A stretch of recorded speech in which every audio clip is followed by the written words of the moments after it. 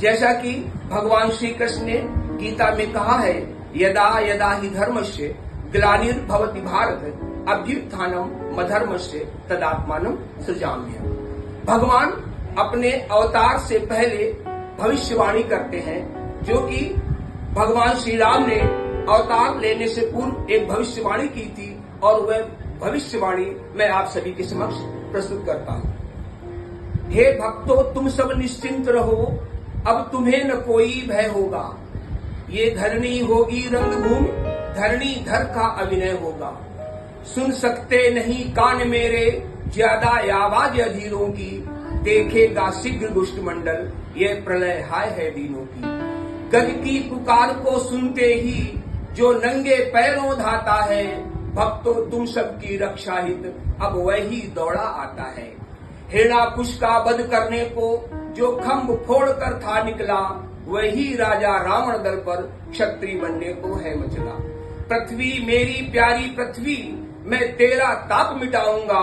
दशरथ के यहाँ जन्म लेकर अति शीघ्र अवध में आऊंगा।